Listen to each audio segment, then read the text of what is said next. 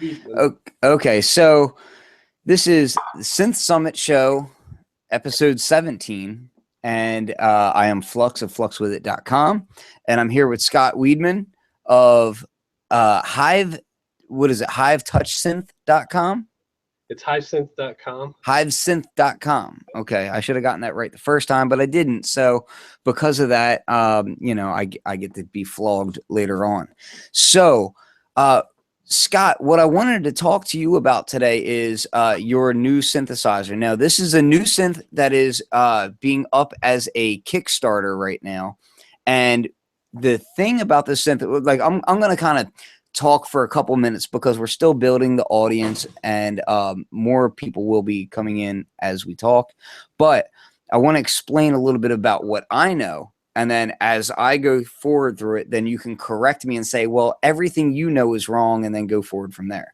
So Hyve Synth is a desktop or even palm top, because it can fit in the size of your hand.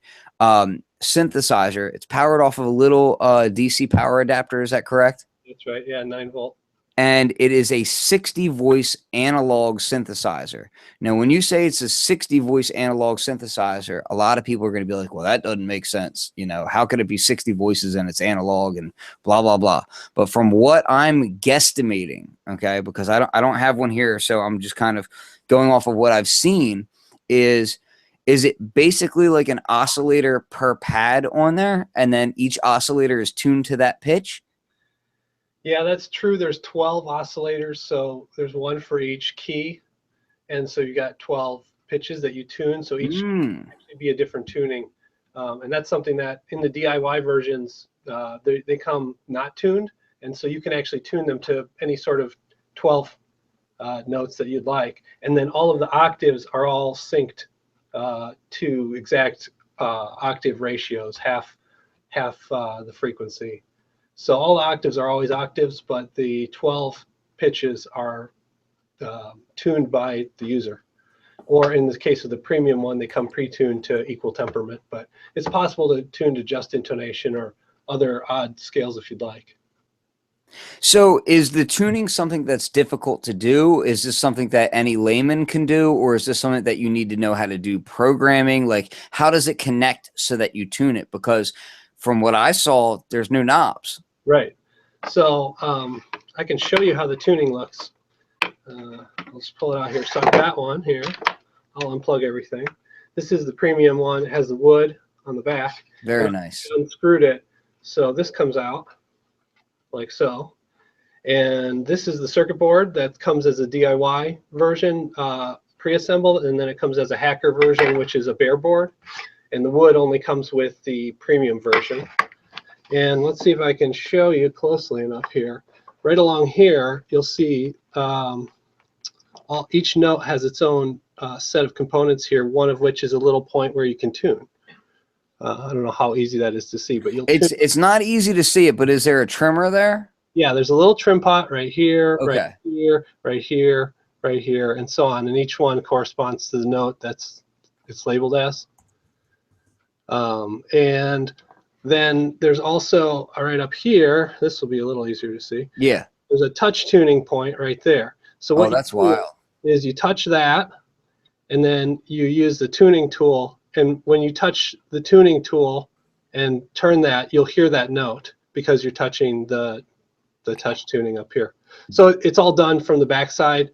This is one of the things is, it's a little hard to play a note on the front and tune it on the back. So that touch allows you to just activate the note here and tune it. So that's like a key hold. The tuning? No, that point on the back that you would touch, is that like a keyhole? No, it's just two contacts that are similar to the ones on the front. Okay. But that it turns gate on, right? Well, kind of. It actually feeds the audio through from the oscillators directly through. Okay. So you'll hear it directly. There isn't actually like a typical analog voice structure that you. Well, why don't you walk us through what the voice structure is first, so that we can have a kind of general idea of how this thing works and what the voice structure is. Yeah. There's 12 oscillators at the top, and then there's all the octaves, the sub octaves of those. So there's 4 sub octaves and 1 top octave. And so 5 octaves total. And that's all the circuitry down here. So these are all the oscillators, and here are all the sub octaves right here. And that all feeds into the touch sensing, which is sort of like a type of filter that your finger is moving the cutoff. It's a really subtle filter, so you mostly get amplitude response. It's sort of a combination amplitude and with a slight bit of filtering. And so when you're touching that, you're changing the cutoff of that filter, and also sort of it has an attenuation effect. And then that feeds into there's a headphone amplifier up here, which when you're touching to the right or to the left, it will direct to the right filter or the left filter going into the headphone amplifier. So it's stereo. It is stereo. And each key down here and each hexagon at the top are sensitive to right and left position. So if your finger is moving like this, you'll get stereo changes in the stereo field for each note separately. So you can get really interesting spatial and clustering tones that kind of move in a stereo space. That's a really different method of coming up with a voice structure. Where did you kind of first come up with this, or did you model it on something that you had seen before? I know that some divide down type synths do some kind of things like that with as far as sub-octave generation and that sort of thing. Where did the general idea for the voice structure come from? Yeah, it's similar to some divide down stuff, but it's I also have a Hammond organ, and I really like there's sort of a passive adder in the Hammond that allows all those tone wheels to kind of be added together in different ways. And so the idea was really the main inspiration was to start with something that could be built in a workshop. So I've been teaching workshops where people build this. It takes 2 or 3 hours. And someone who's never soldered before can put this together and walk away with it working. And so it was really an educational tool. And by kind of focusing on what was possible in the smallest amount of time in a workshop, I try to make something that was the most interesting with the fewest number of parts and the quickest assembly in a workshop, to make it so that some people could participate and learn something. And so that's kind of where the whole idea was, to sort of minimize the complexity of what you would expect something with this many voices and this much touch sensitivity, minimize it to the point where it was easy for someone to build, and it was a fun thing they could take home at the end of the workshop. Now, was that so you say you were teaching people how to build this and all? Where did that all come from? Like, why did you start to teach people how to build stuff? And was that the primary focus of the original project, or was it something that came about as happenstance, or why were you teaching people anything at all? Yeah, I work at the University of Illinois in electrical engineering, and I also teach in the Department of Fine Art. I teach interactive art, and we do a lot of things that involve sound and light with electronics. So I'm definitely right in the midst of educational ideas and trying to get people to engage with electronics in a creative way. So that's kind of where it came out of. Was it was really, I had an opportunity to start a workshop, and I was working with one of the student organizations on campus here. They do workshop series to help teach basic skills to a lot of the students around here, and try to invite students from other departments to learn about electrical engineering. And so it was a way to kind of design something for that specific opportunity. Mm-hmm. And it was really nice to have like the support of the university, we got funding from Texas Instruments. They supported the project. And so we were able to make a really, really inexpensive workshop, because basically It was funded by donors and Texas Instruments and the university, and it was in the context of student organization and educational programming. So it was a really nice way to kind of think of an idea that would fit that context and kind of bring it out, give it a try, and see what people do with it. And that was almost 4 years ago, and the response was really strong. People really loved it, and they would bring it home and show their roommate, and then the roommate wanted to build one, and so we started having workshops, every few months or something, and that But was. it wasn't just college students, right? Like, I mean, the people that I've seen in the pictures, I've seen kids and everything else, which you don't typically see, maybe for some soldering projects here and there, but this is SMD. So, Yeah. did that worry you at all? The fact that it was a SMD project versus a through hole? Yeah, so it was kind of designed around the way that it would be assembled. It was intended to be like like keeping it as short as possible, as amount of time you spend on it. And so actually doing surface mount made it easier for people who don't know about soldering, because the way we did it is we used solder paste and stencil. And so each board is stenciled with solder paste, which deposits little dots of solder all around where the components go. And then people will take tweezers and just set the components in place. They don't have to be super accurate because of the way the reflow process works. So it was, people were basically taking apart and putting it with the number of where it goes. And it's something that I had an 8-year-old come and do it. And, it was really accessible. And that was something I really liked about this particular assembly process. I think a lot of people think that surface mount soldering is hard, and there are cases where that's true. There's a lot of really specialized chips that have pads that are not visible when you set them down on the board. But in this case, we're using like the largest surface mount chips, and I think it's actually quite a bit easier than doing through hole soldering, because you don't have to learn all of the techniques of the soldering iron and a lot of the pitfalls that a typical soldering workshop would have, teaching people how to use a soldering iron. And this sort of avoids that by teaching a process that's different. And it's also, had an educational goal there too, is that the students who were involved, a lot of them were electrical engineers. When they get out into industry, being able to solder through hole parts isn't really all that valuable of a skill. Really understanding that in the type of fields that they go into isn't really that helpful, but being able to understand how the surface mount process works is extremely helpful, because that's how 99+% of all electronics are made.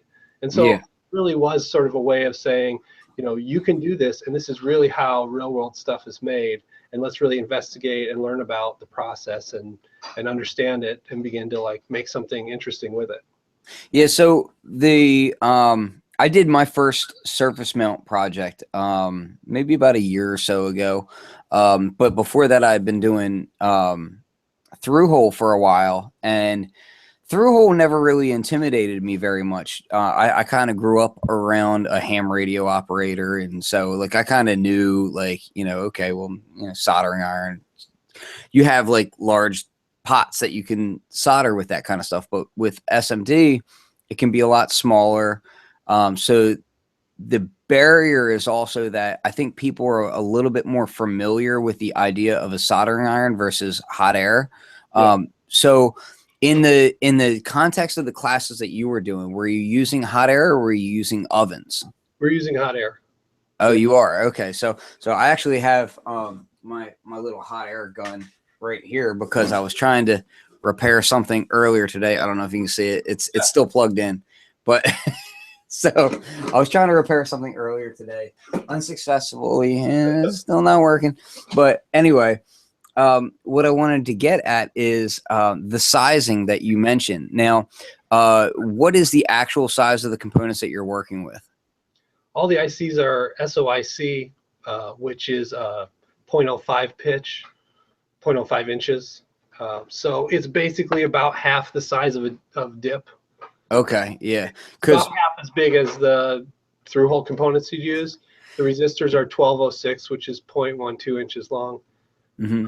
So they're fairly large too. Obviously, they're smaller than through-hole parts, but they're definitely a lot smaller though, like to where you can fit more on a board too. Yeah, and that was really actually the surface mount thing also had a huge advantage for this project. That was really essential, and that's that on the front side, this is actually the one layer of the circuit board. This is the top layer, and on the bottom layer is all the circuitry. So you couldn't really have stuff poking through because it's actually a 2-layer board. All this real estate is used by your touch sensing. So if there was stuff poking through here, you would be touching that. So it was really like kind of taking advantage of the possibilities of that manufacturing process and just like the kind of boards that are available, and trying to do as much as possible with the idea of what a circuit board is, what are the and how they can be kind of manipulated to be things that could open up these new possibilities. Yeah, because I think that's one of the things that kind of threw me for a loop when I was first looking at the project, and I had kind of touched base with you, and I said, what do you mean it's a 60 voice analog and you're holding it up and it's just one little board? I'm like, that doesn't make any damn sense. So, and I mean, my first foray into through hole was I built a mutable instruments elements. I figured if I was going to do it, let me just do it. And I did it all. I didn't even have a hot air. I did it all by hand, which I don't recommend at all. Don't do that. So, but I learned a lot in the process, and now I've kind of done a few different modules and that sort of thing with the Hyve, and your teaching classes on this sort of thing. What would you say is the most difficult aspect of teaching about doing the Hyve and that circuit board, that technology as a whole? I mean, most of the pitfalls are just the basic, really simple stuff. People put chips on backwards or put parts in the wrong place. The good thing about all these problems that come up is that they're very localized. Because if you don't have a certain note, let's say your A isn't playing, you know exactly what components are A on your circuit board, and they're labeled, and those are the ones you're tuning to A. And so it's one of those components that's bad, and this really narrows it down. You can easily see problems. And I think doing hot air is really also minimizes problems too, because a lot of people have trouble with the oven at first because unless you get the settings really right, you don't necessarily know that it didn't work until the end. Whereas with hot air, you can actually see it happening, and you're kind of more aware of the point at which you've got it up to temperature. And so as you go across, it's also just a really fun process to see the paste melt and the parts align, and that that shiny metal except for when you do it wrong and then the resistor stands up and then you're like, oh, what did I do? Tombstone. Yeah, I did quite a few of those. So if you have super small parts, that's more of a problem. The larger parts actually stay flat really well. I've rarely had anyone had problems like that, just because the surface tension isn't strong enough to lift up a bigger part like that. Sure. So 0402s, then yeah, they're basically at the mercy of the surface tension of the materials. But the bigger. So I'm gonna press the issue on some stuff here because I'm still a little bit confused. I'll be honest with you, okay? Because I keep seeing this thing, and let me I should share my screen as well so I can kind of show this thing. But I'm still I keep trying to not be confused, but it's so easy to be confused because you keep saying it's a 60 voice analog, but it has 12 oscillators. So what are the divisions, and how does that work? Yeah, so a lot of people think that an analog synthesizer has to have a voltage controlled oscillator, and this doesn't have voltage controlled oscillators. So when you play a note, you're turning on that oscillator, and you're allowing it to come through at a varying amplitude. There's a little filtering. You can modulate where it is in space, but you can't change the pitch of it. When you hit another note, it's not using that same oscillator to make a new note by changing its pitch. It's actually just already another oscillator that has a different pitch. So it's 60 voice in the sense that you can play 60 notes at once, and they each have their own amplitude and panning, modulation, and as you move your finger, it can control those things, but you're not changing the pitch in the way that a voltage controlled oscillator would, where you have one oscillator that jumps to the note that you play. So the notes are not jumping to what you play. What you play is producing the sound from an oscillator that's already tuned by you ahead of time to that note. And then there's pitch bending, but that's finger controlled also. It's not voltage controlled pitch bend. It's a way of, as you touch some pads at the bottom, I can show that along the bottom here. Those points are for pitch bending. And so if you're playing a note and you press on the pitch bending pad at the bottom, you'll get a pitch bend. If you're at the top octave, you'll get pitching up, and the lower ones you'll get pitch down, and some combination depending on what you're pressing with your finger.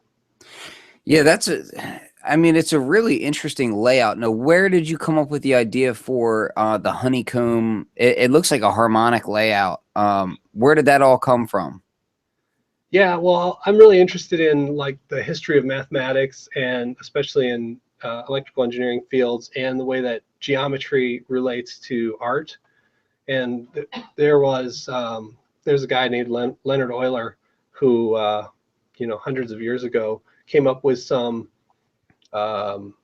matrices, or he called them networks, which are ways of arranging. This was more for like classical music theory, where you have chord structures, and by putting notes that were in chord structures in groups, then you could kind of create this network that represented some sort of harmonic, music theory in a spatial way, in a geometric way. And so he came up with this thing called tone network, Tonets in German, because he's a German guy. And so it was really just a bunch of triangles that represented triads in musical intervals. And so those triangles could be facing to the right or to the left, whether they are major or minor. And if you take a bunch of triangles in a grid and you draw a hexagon around each one, that's basically what I've got, is that Interesting. on the center of each of those notes, or in other words, where three hexagons come together, like I'm trying to do this backwards here, but 1, 2, 3, right? Those 3 hexagons are in a triangle relationship. That's a triad in the musical relationship. So it was kind of an attempt really to think about what it meant to play a note, to perform.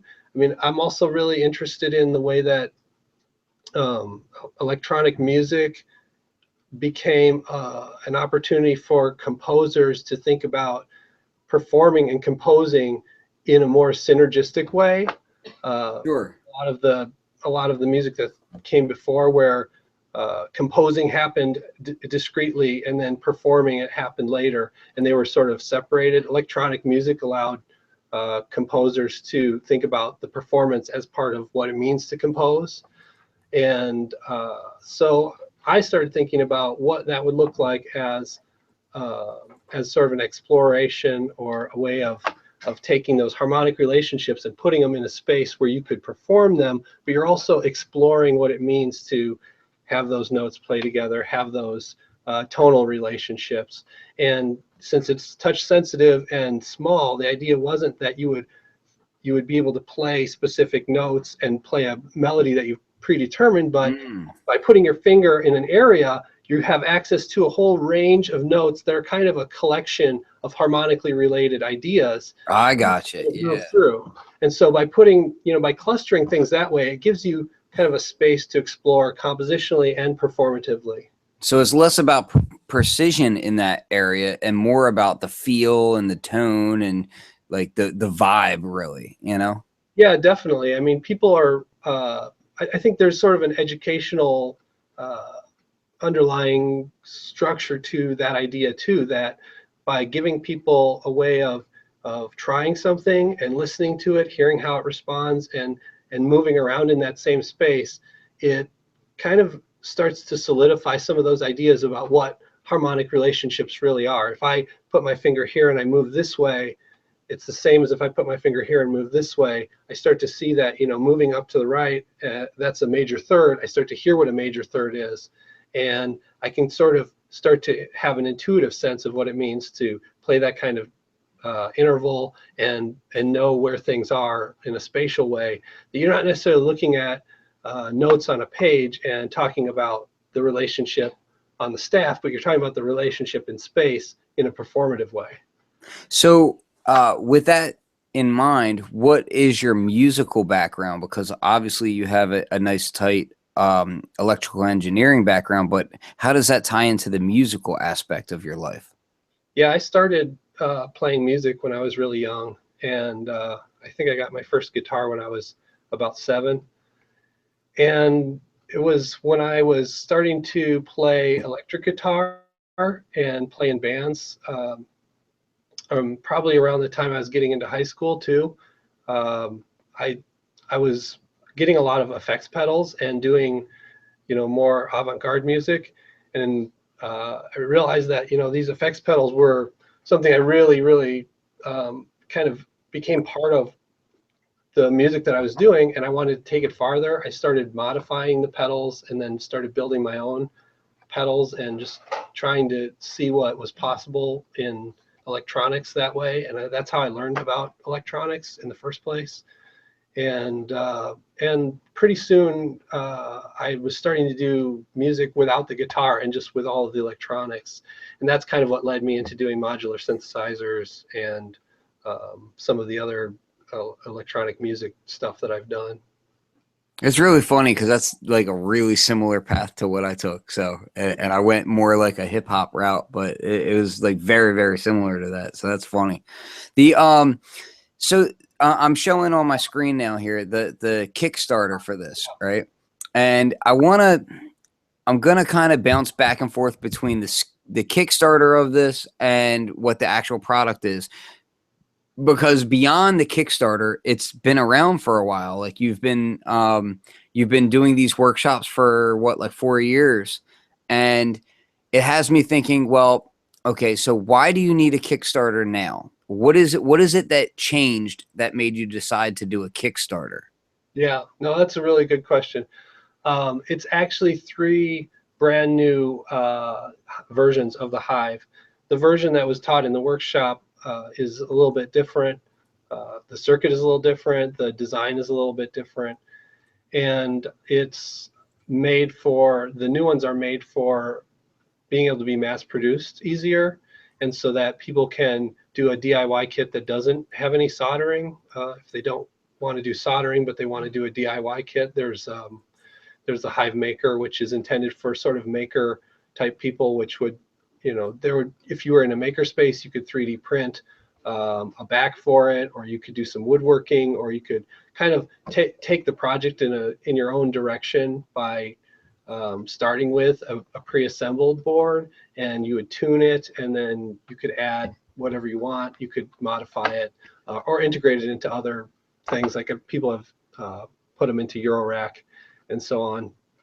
The Hyve Hacker is just the bare circuit board, and that's for people to kind of create their own idea. I've had a lot of people who said, this is a really interesting interface. What if it interfaced with this other project that I'm working on? And so I want to give people a way to kind of start to connect the interface ideas with their own circuit ideas or their own software ideas. And so that gives people a way to just get into the nuts and bolts of it without it being pre-made or predefined, and wiring it up to whatever they want. There's also a stretch goal, which you're showing now, which is you get 2 of them if we get to 100 people on that level. So a lot of these things have to do with the numbers, because of the manufacturing quantities will allow me to get better pricing and ship out more stuff, so people will get 2 circuit boards instead of just 1.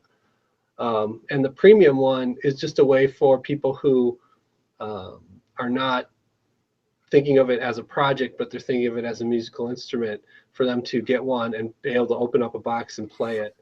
And I've had a lot of interest from people like that. I don't have the means to be able to personally hand solder each one of these things and send them to people, but by doing a large enough quantity, then you know, it opens up manufacturing opportunities, and I can actually get these things at a price where I can actually send them out to people, and then they can just play them. So those are the three main things where there isn't any equivalent version to the workshop version, and you know, that it was a way of kind of getting these new ideas out there, finding enough people who would back it to be able to have the quantity to make it happen. So I want to ask a question about the hacker version. Yeah. One of the pictures, it shows it as like a blank basically in a Eurorack. Yep. But my question is going to go to the obvious point of what would it take to get this thing powered off of and sending audio out into a Eurorack world? And have you considered any kind of CV options for something like this? Yeah, so power is very easy. You can power directly off of 12 volts. The plus 12 in Eurorack is fine. It actually can power up to 15 volts if you want to put into a 15-volt system. What's the power draw? It's about 15 milliamps. Oh, that's it? Yeah. It's like nothing. Yeah. And that's one of the things with having a portable instrument. If it's super low power, then you can just go and play. Like a 9-volt battery lasts forever. It's just I'm a huge fan of battery powered gear, like to a fault almost. Like I take my Ultranova and I've made that thing battery powered, and like I take my MPC and I make it battery powered. Like I've done that to a lot of gear. There's something about being able to make music outside or like in non-traditional spaces that's really pleasant. So yeah, with that really low amp draw, I mean that lets you make music anywhere. I mean, you can keep that thing in your pocket and just kind of whip it out whenever. Yeah, I've accidentally left it on overnight and come back and it's still running and on a battery, you know. So it's not the battery lasts a long time. I mean, it wasn't really intended to be like a controller for other systems, but there are ways to do that. But you know, the idea that it would be an instrument that people could walk away with and it would work without having to have other gear, without having to be a musician, without having to, you know, put it into a context other than you're holding it and playing it. So that was kind of, the workshop was sort of democratizing that idea, allowing people, whatever their interest was, to participate and have it, and it would work, it would play. You can plug headphones in, so if you're, you know, if you plug in the battery, plug in headphones, it's playing, you're playing it wherever you are, it's portable. Yeah, that was one of the things that I had talked to you off the air about earlier, maybe last week or something. We had talked about, you know, oh, well, that would make a really cool interface for a Eurorack synth or something to that effect.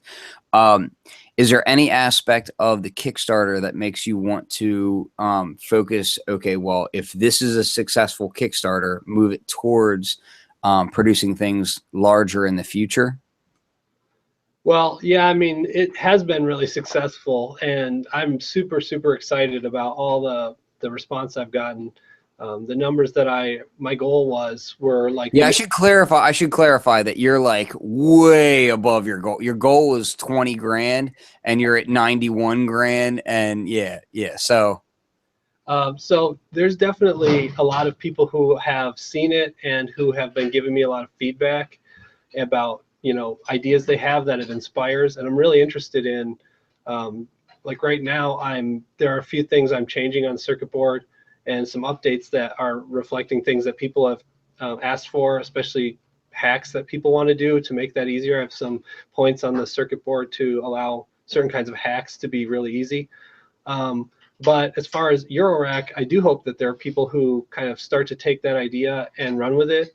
It will power off of the 12 volt in the Eurorack. I found this cable, which is 3.5 millimeter stereo to 3.5 millimeter dual mono.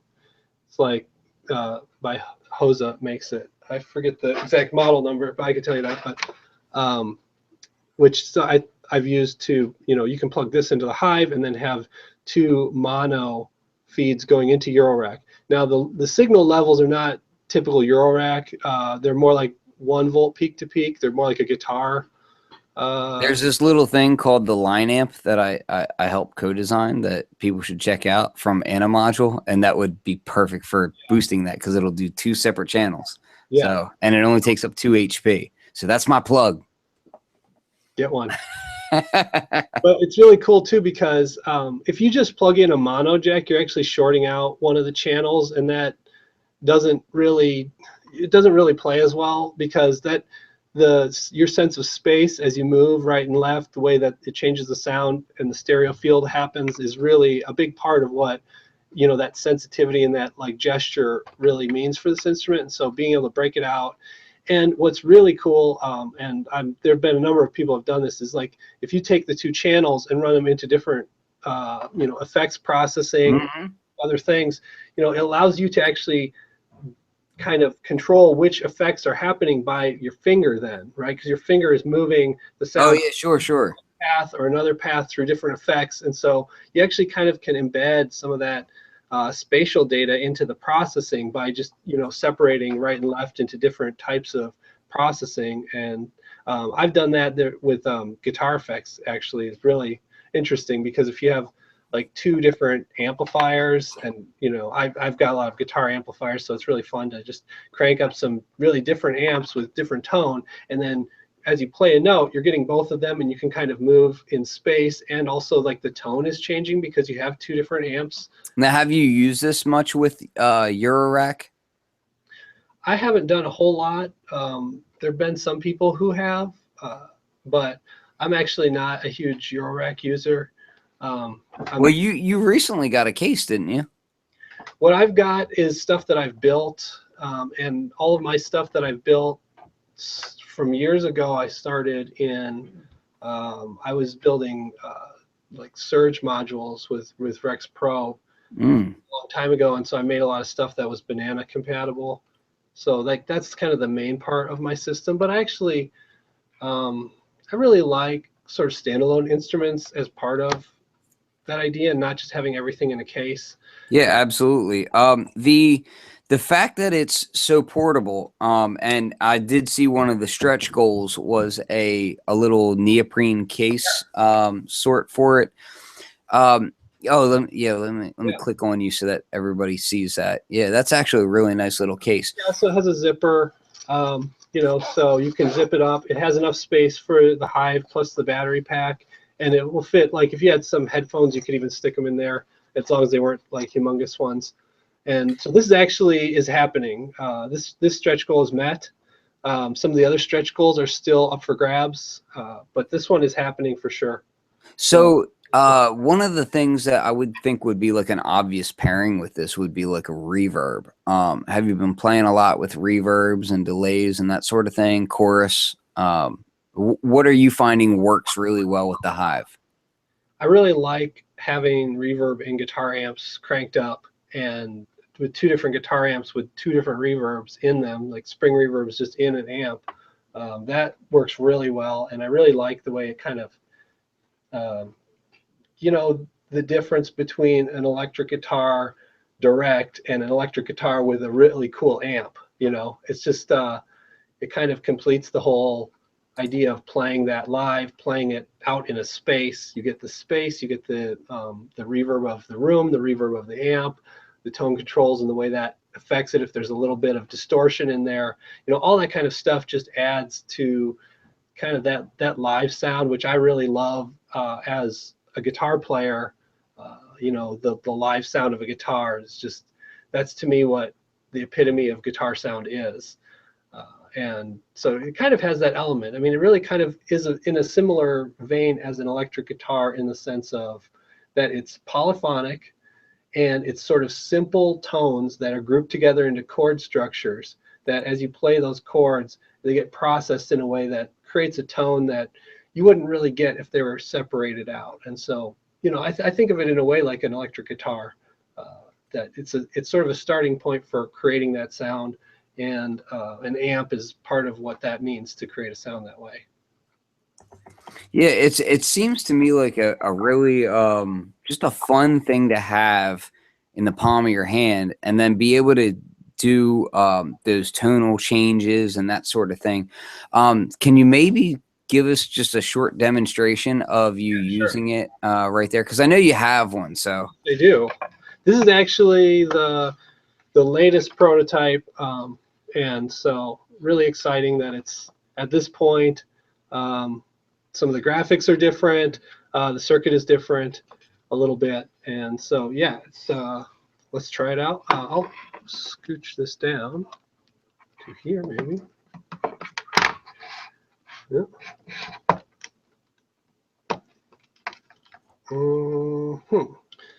Let me give me a second here. I'm gonna prop this up. This is so as avant-garde as you can get with the music with it. You can also do that with the Google Hangout stream as well. So I try to.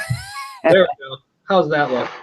It looks great. Yeah, that's fine. Okay, so just plugging in the headphones, which is going out to two just speakers, and I've got the. So this is just your standard barrel jack, right? And so each note here.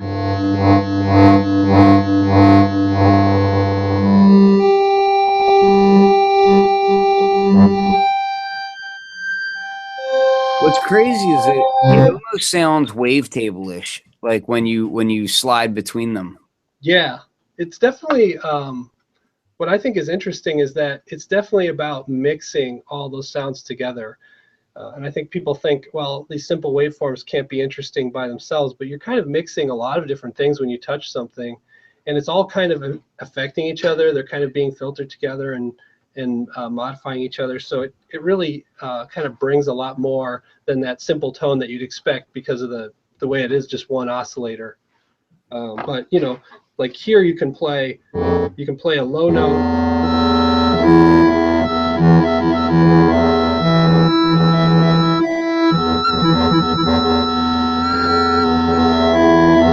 See, the entire surface is actually, you know, sensitive vertically here, right? And just so that people know, because these Google Hangout streams are pretty silly in that they're not stereo. So just so people know, if you wiggle left and right, you'll get stereo panning. Right. Yeah, that's actually going left and right now, so people should know that. And that happens up here too. Very cool, and it's kind of like a tremolo / panning thing that you can do, and it's funny because I showed this to a friend of mine who used to work for Rolly. And when I showed it to her, she was like, "Oh, well, that's kind of similar to how Rolly Blocks is." And this, I said, it's pretty different. I was like, "You got to check this thing out." Yeah, there's a history there actually. One of my really good friends and my mentor who brought me to Illinois in the first place, Lippold Hawken, invented the Continuum fingerboard, and he works here in the department where I work too. And so I've been interested in, you know, multi-dimensional interfaces for a long time, and you know, his work is huge, and obviously the Rolly is in the same vein as a lot of the stuff that he sort of inspired. I mean, he started working on that stuff in the 80s. Yeah. It's just, and he's definitely been a pioneer as well. So yeah, exactly. Yeah, I'm getting a message in the chat, and I'm getting it from Steve Baker. He's the guy who made this amazingly beautiful all bamboo and neon green railed synthesizer case for me. So I always like to shout him out.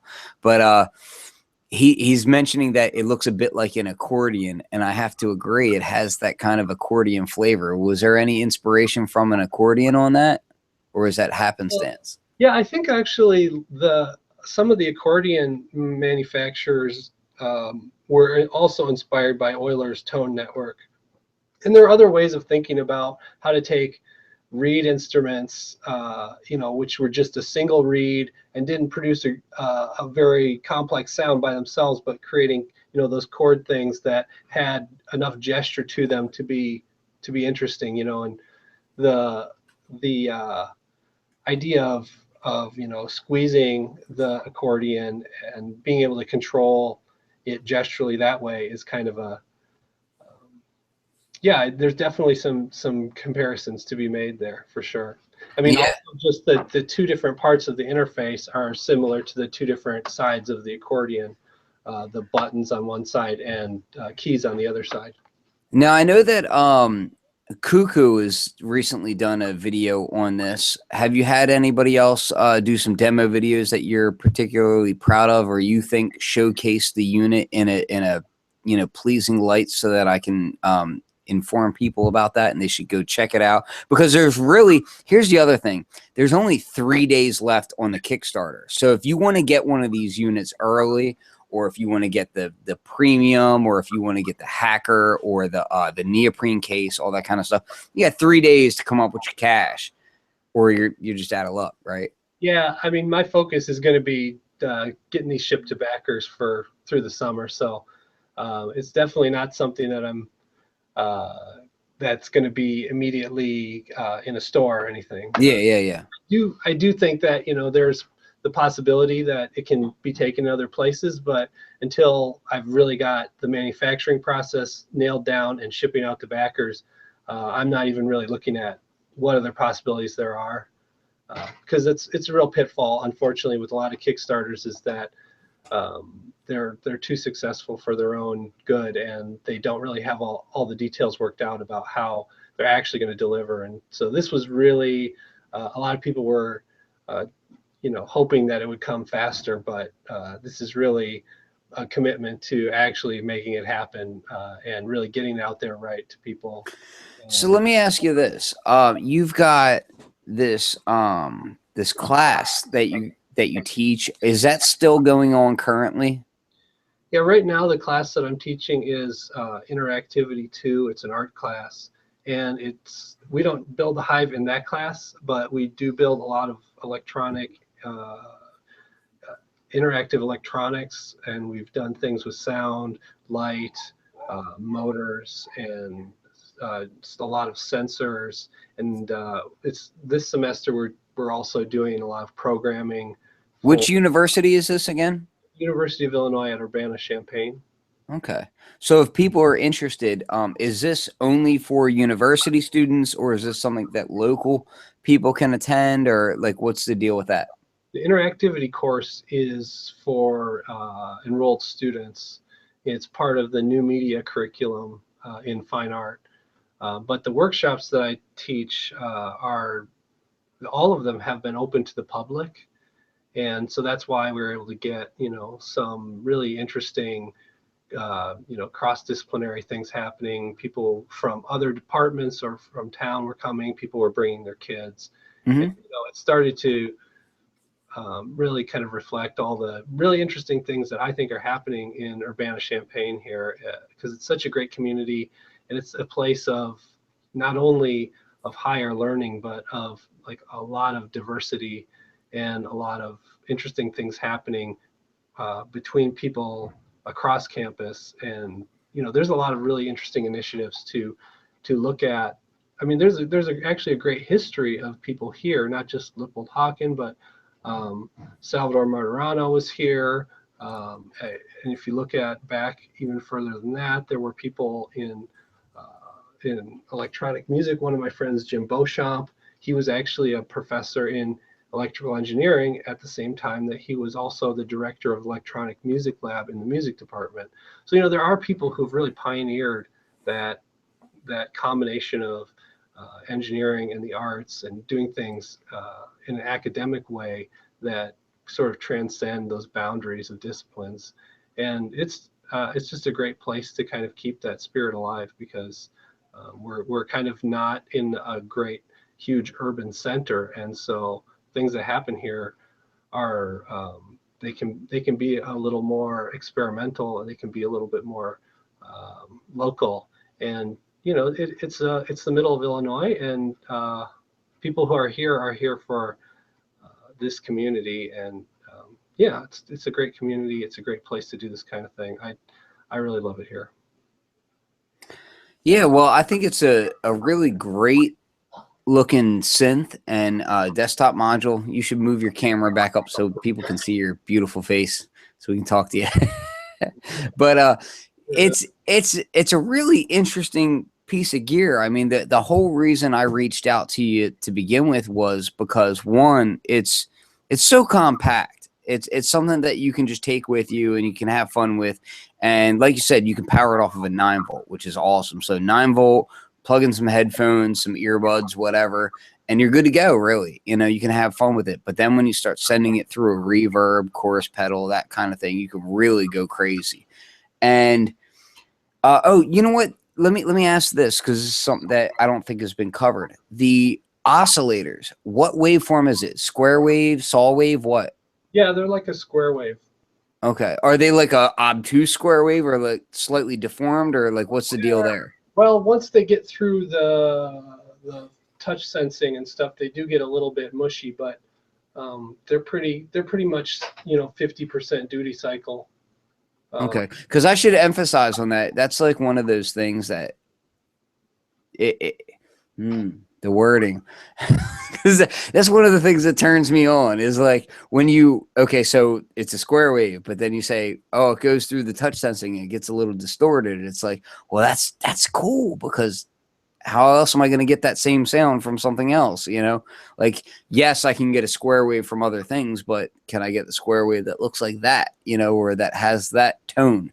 But as I said, you were sliding your finger across it and it almost sound wavetable-ish, because the way that it blends between one note to another and the way that it interacts, it sounds very wavetable-y. Yeah, for sure. It has a sense of resolution that's much more subtle than the actual notes that are there. They're not discrete notes that you're turning on or turning off, like most touch sensing things. You know, you're actually going in between them. You're actually, when you go between them, you get a mix, you get a crossfade from one to another. And so wherever you are, it's sort of representing a combination of things that have different weights, different volumes, and you can move that around and hear it as your finger moves. It's like really small movements can have those little changes in the sound. So because I'm humble and I'm fully okay with showing people my stupidity, I'm going to ask you a little bit about, you had mentioned that there was filtering going on. Can you explain that a little bit more, what you mean by that and how that works? Yeah, it's not like a resonant low pass filter you'd expect in a synthesizer, but it's actually on the inputs of the headphone amplifier. There's some capacitors there that together with your finger creates a filter that's sort of like a one-pole filter, and it doesn't have a bunch of knobs to control it, but it does give you some slight variations with pressure, and with, as you move right and left, you're kind of getting a different ratio of those filters, because there's two of them. There's one on the So you're saying as you move left and right, so you're getting that stereo, that left to right pan, but you're also getting some filtering. Is that what you're saying? Yeah, it's pretty subtle, but it's Mhm. basically pressure. So the way that the panning actually works is it's a ratio of the pressure of the right to the pressure of the left. And so if your finger is pressing only on the right, then you'll get, you know, full right based on that pressure, the amount of pressure on the right, and none of the left if you're not touching it at all, and vice versa. And somewhere in the middle, you'll get pressure because both of them are changing pressure, but maybe one is more because you're more on the right or the left. Sure, sure. And the filtering would interact how on that? The filtering and the amplitude are both controlled by your pressure. Oh, I see what you're saying. Oh, that's really crazy. I mean, the filtering is not the sound that you associate with a synthesizer filter, Well, but one pole filter would be really, really subtle. yeah, it's very subtle, and it just sort of, it's just a way of, you know, having just a little bit of change with pressure that you can hear it. It's subtle, but it also, you know, allows different notes to move in space in a little bit interesting way, because you do get a little sense of, you know, that spatial relationship. There's a little bit of tonal change. There's a little bit of right and left things happening with different notes, different parts of the sound. So, you know, I really like that aspect of it. Did It's that come from like, was there an earlier design that didn't have that, and maybe it was like a little too abrupt when you were moving your finger, or like where did that idea come out of? The first one that I made with a real circuit board that wasn't just a breadboard prototype did have that. It was, I mean, I was basically just saying, what is the most I can do in the context of this workshop? And one of the things that's really super expensive in synthesizers is all of the hardware stuff, the knobs, the sensors, the keyboard. You know, that's what makes it expensive. It's not actually the components and stuff. So I was trying to kind of keep the cost down by thinking about what are the most things that your finger could do on a surface, and how can those things be translated into changes in the sound? Because that was something that I learned really it became really true to me when I was playing around with the continuum fingerboard, and I found that, you know, all of the really complicated sounds, complex envelopes and LFOs and stuff that I am used to doing with synthesizers, they didn't really make sense anymore on the continuum, because what makes sense on the continuum is having something fairly simple that really responds to your fingers. And so, you know, that's what makes the sound come alive, is that your fingers are the LFO, your fingers are that envelope shape, your fingers are doing all that, and that's what makes it like really playable, really tactile.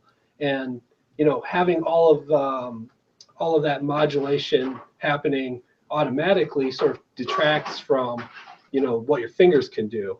And so this is sort of inspired by that same idea that, you know, what's the most that your fingers could do, right? It can move, your finger can push harder, it can move right and left, it can move up and down. I mean, that's pretty much all, those are all the only directions that your finger can move. And so, you know, how do you create something that actually responds to every one of those directions in a way that you can actually hear it? So that was kind of taking the circuit board interface just as far as I could. Yeah, so the whole idea of it being such a thin thing, and then you've got 3D printed cork back and plastic back, and then you have wood. How did the final casing come together as far as that is concerned? Because it's a really slick design is what I'm getting at. It's pretty impressive. The workshop versions just had little legs, so they're open in the back. And you know, that was an opportunity for people to, you know, 3D print their own case or whatever.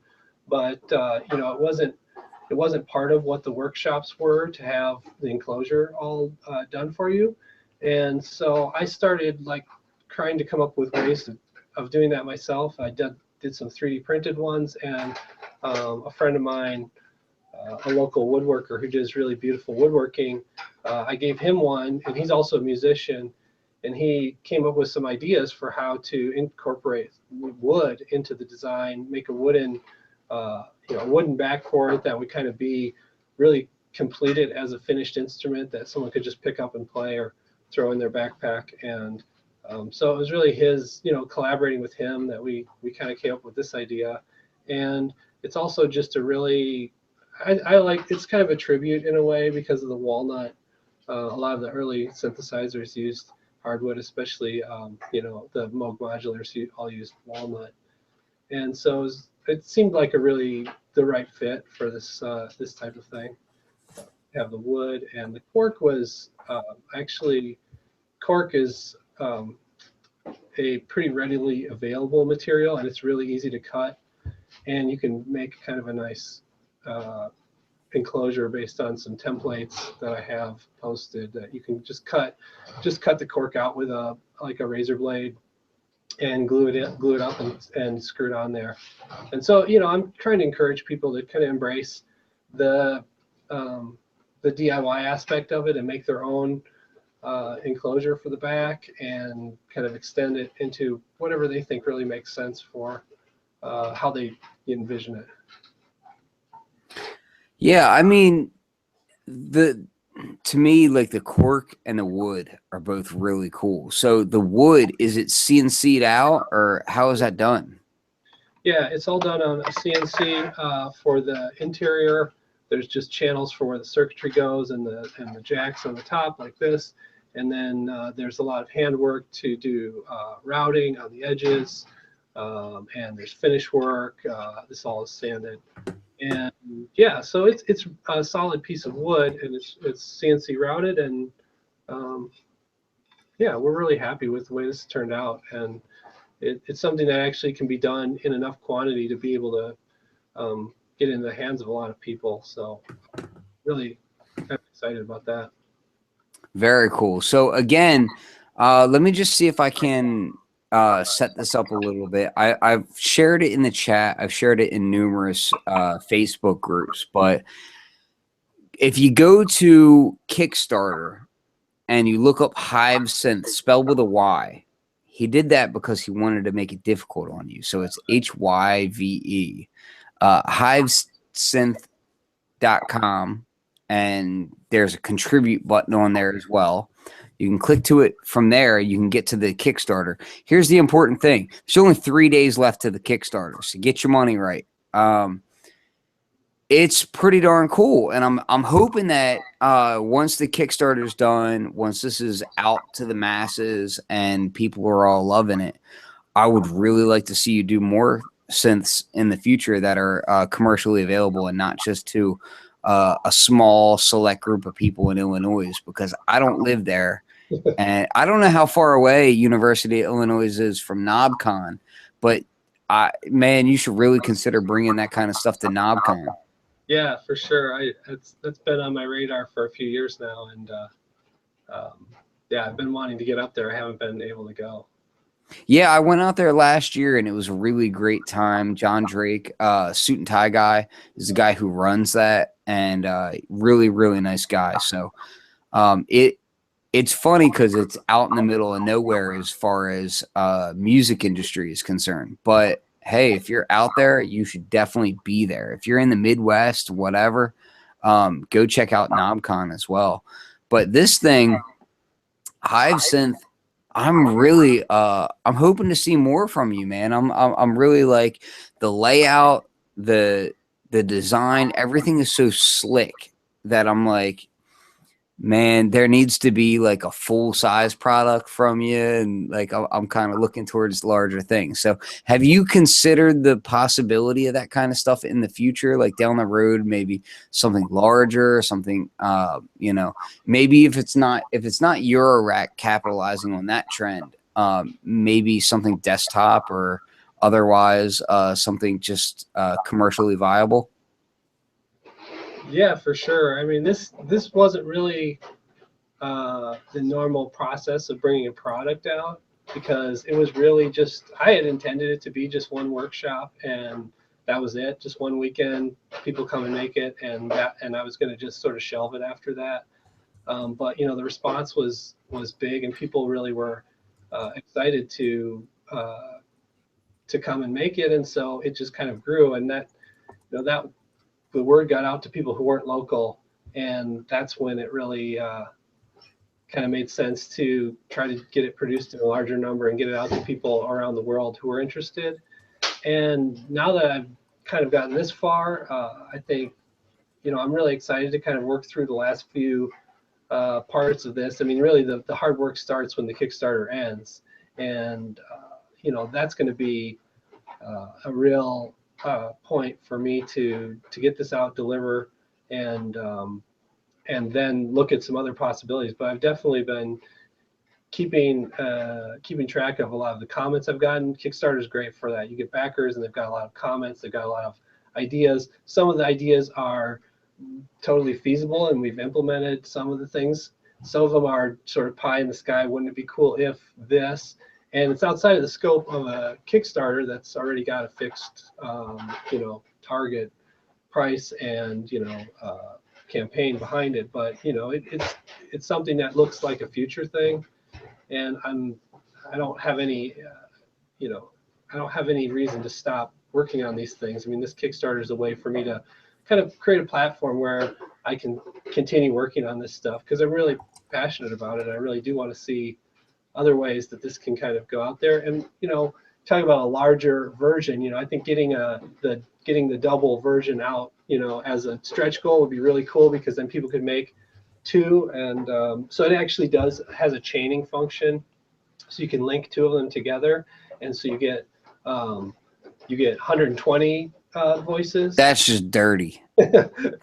And you can solder it in a way that has one output jack for the audio and one power input, and it has 24 tuning points then, and so you can build that with the double version of the hacker. And yeah, I was gonna say that would be like the hacker kit that you set up, right? And it really does look like the hacker kit version. I mean, honestly, it looks like a really pretty easy build. Yeah, it's about $15 of parts from DigiKey. I'm going to have a bill of materials that you can order from DigiKey. And so if you order the hacker, do you get the bomb and you can just go ahead and order the cart? Like, is there a cart file or anything like that you can just go ahead and order? Yeah, I haven't actually set it all up to be published yet. Because that would be really nice. Like, me as somebody who's kind of a layman, like, I'm one of those guys that's like, I do things that I'm not qualified to do. I'm just not scared to go ahead and burn myself or whatever. You know what I mean? Like, I just kind of like to dig in because I think it's really interesting. I'm one of those wannabe electrical engineers. So when I see stuff like that, I might not necessarily be as versed as somebody like you in ordering a DigiKey cart or a Mauser cart or whatever. But if there's a cart already ready to go and I can just click it, buy it, I'm all with it. Like, to me, that's every bit as good as buying like a kit from a Synthertech or something like that. Right. And that's the plan. The only holdup is that there's some changes that are happening that I don't want people to buy the wrong things, because I'm updating some of the components and changing it a little bit because of feedback I've gotten through the Kickstarter campaign. So there'll be some tweaks to it, but the schematic is up there, and there's some other documentation. If you look in the updates of the Kickstarter, you'll see one of the updates is about that documentation. You can take a look at the schematic and some of the other files, and there will be a bill of materials that will be there. And I want to set it up with DigiKey so that it's sort of an easy way for people to just go to that cart that has everything you need and click it and be able to get it directly. I mean, it doesn't really make any sense for me to buy stuff from DigiKey and then send it to people. Yeah, you can just buy it from DigiKey. It's just going to take a lot of my time, and it won't make sense. So yeah, unless you mark it up like ridiculously, and then you get people griping about, oh, well, why is he marketing it up? But they don't realize that time is money. Yeah, I'm trying to do this in a way that I can really, hit the deadline and deliver and get it out there and see what people do. And I think that's a really exciting thing too. Is once people get it in their hands, what's going to happen? What music is going to be made with it? What kind of hacking is going to happen? What sort of instruments are people going to make incorporating this? I just think that's just a really exciting time. That's what I'm really looking forward to. Is not the Kickstarter to end, but actually to get it into the hands of people. The music to begin. Yeah. Exactly. Yeah, that's hey man, there's no better way of looking at it in my opinion. I mean, at the end of the day, this is all about creative outlets, and that it's a really cool product, and that's why I wanted to have you on, because I kind of I saw it and I thought to myself, man, that's really interesting. People need to check that out, and it's not a situation where this is something that's being overly commercialized or whatever. Like, dude, you're a small dude out in the middle of nowhere making an interesting product. People need to be aware of it. But what's really crazy is 90 some odd grand, and the goal was 20. Like, that's got to feel good. Yeah. Oh, it's amazing. I mean, I'm just really, really honored to be part of this, and really just so grateful to all the backers who just believed in the project and wanted to see it happen. Yeah, and it's happening. I mean, it was actually funded like within 5 hours, which is kind of unusual for Kickstarters, because it's I think part of the reason was that you said 5 hours. I think about it took less than 5 hours for it to totally be funded. How do you think the word got out that fast? Well, I've been in touch with a lot of people who have heard about it in workshops, and I started a mailing list where people could sign up and get updates. And there are a lot of people who are sort of waiting for this, and admittedly, a lot of people waiting quite a long time if they had heard about it a long time ago. Mm-hmm. Said, how can I get one? And I kept telling them, come to the workshop, and they're like, I'm in the Netherlands. Fair enough.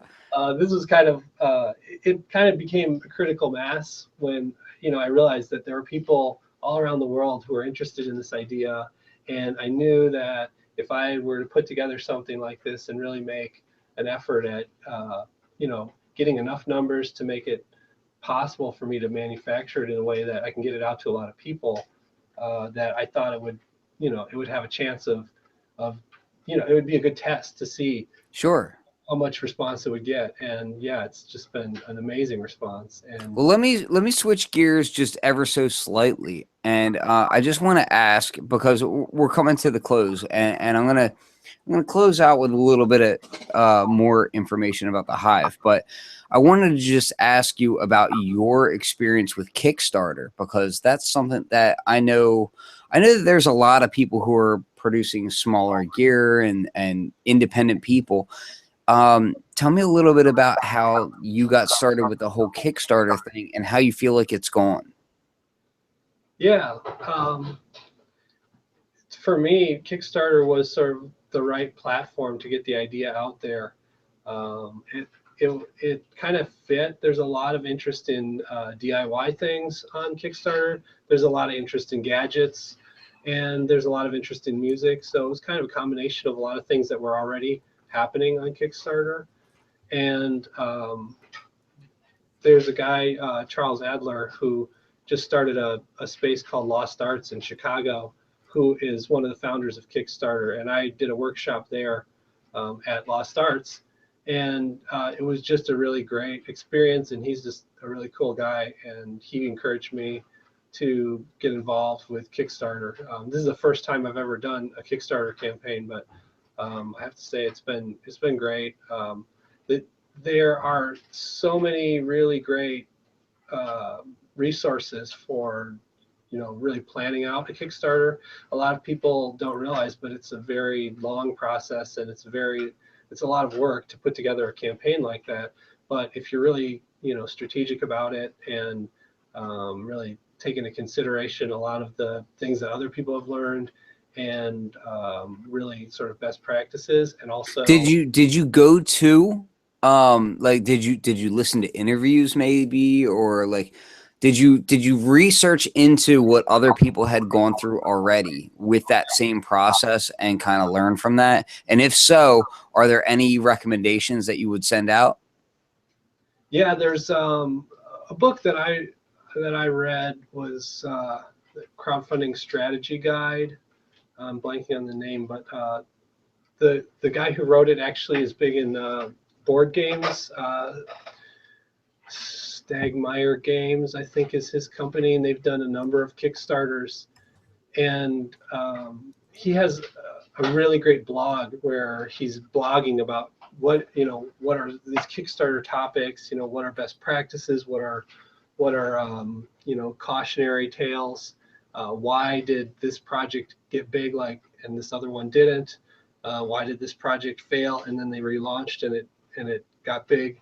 There's so much out there, pardon me, that the information is out there. It's going to take some work to do your own research and look at it, but people are really excited about the platform. They want to blog about it.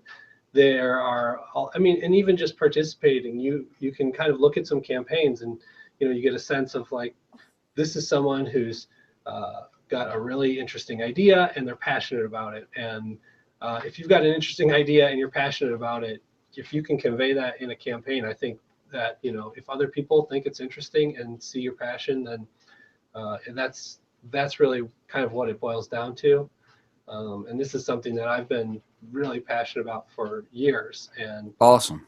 That to me was what made me realize that it was the right place to do it, is because that sort of it wasn't really about producing a really slick marketing campaign or anything. I did I did everything myself. You know, I didn't hire you know, a video production company. Well, did you have any moment where you thought to yourself, wow, I really need an acoustic guitar kind of like I've noticed that a lot of the Kickstarters have that, and they all seem to do well. There's a lot of cliches that are starting to come to Kickstarter. I think partly because there's companies who are doing video production. You know, they get hired to do Kickstarter video production. Well, some of those guys are really successful, and it's easy to follow what's successful. Let's be honest. Like, I don't want to be too crass. I mean, you know, just because it's a cliche doesn't mean it doesn't work. Yeah. Well, and you know, there's a whole world of Kickstarter ideas that are sort of solutions in search of a problem. And that was one of my concerns starting off with this, is that it's pretty weird. It's a pretty weird idea. It's kind of it doesn't really connect with someone's like it's sort of an obscure type of interface that, you know. So I'm trying to do something that's a little more creative, a little more outside of the known. And a lot of really successful Kickstarters are like the world's best XYZ, and XYZ is something that everybody uses, like a wallet or a water bottle or something, you know. And you know, so there's a certain formula that kind of goes along with that. I was interested in the platform as a way of sort of expressing my own creative vision for this, and trying to connect with people who sort of kind of got that. And you know, there's a lot of people who, you know, when something is different and unusual, they just don't get it. But you know, if there's enough people that do get it, then you can have a successful campaign, and you can connect with those people, build a community of people who are, you know, interested in it, exchanging ideas. And I think that's where, to me, that's where the Kickstarter thing really, it's just the beginning of connecting people who have a shared interest in this idea. And I want to see what those people do as a community, as you know, people who have one and share ideas, you know. Yeah, absolutely. I mean, I'm really interested to see how this thing would work with like as it progresses down the line. Like, I would like to see this same kind of concept evolve, you know, not just go away, not just be one product as a whole, because I think this product alone is fantastic. And I think the way that it sounds using simple square waves is like surprising. Like there's a difference between something that just, okay, on paper, this is what the synth voice is, but then when you actually hear it, you're like, wow, that actually sounds really cool. So it makes me think too, well, where will this thing go in the future? You know, what happens if you tie this thing to a sequencer? What happens if you know, do this, that, and the third with it? So, you know, on that level, along with the fact that it's being used as a workshop product to involve younger people into it and get more people inspired into this stuff, I think it's something that people should be really excited about and look towards supporting. So with that being said, I've posted a lot of the Kickstarter links around the web and around Facebook. If you're a member of a forum, I don't visit a ton of forums because they tend to annoy the living hell out of me. That's fine. If you like them, please share these links around to forums, because people need to know about this. There's only 3 days left. So if people want to complain about it being spamming, it's only spamming for 3 days. So that's not really a big deal, right? So try to share this stuff around, and remember that it's an independent person who for 4 years, without any song to his name, was teaching people about synthesis and about circuit design and about, you know, soldering and that sort of thing. That's something that people should really recognize and want to support, because those are the kinds of people who further music production equipment, music production in general, and just having fun making music in an interesting way. You can be literally sitting in a laundromat and just synthing out with this thing. So if you don't like that, then you're probably not the audience that I want. So you should leave. So with that being said, I'm just going to say, check out Kickstarter, Hyve Touch Synth, HyveSynth.com, and it's spelled with a Y, HYVE, synth.com. So go check that out. Anything else, Scott? Yeah, I didn't even have the camera on me while I was emoting about that. So people were looking at your emotions about me. So that's okay. No, is there anything else that you think that people should be aware of before the Kickstarter closes? Because there's only 3 days. So what should we let people know about? Well, it is fully funded, and so it's definitely happening. If you back it, you will be getting something. It's not going to end and be any sort of unfunded project that didn't work out. And I'm fully ready to get these into production and send them out. So yeah, it's really just right around the corner.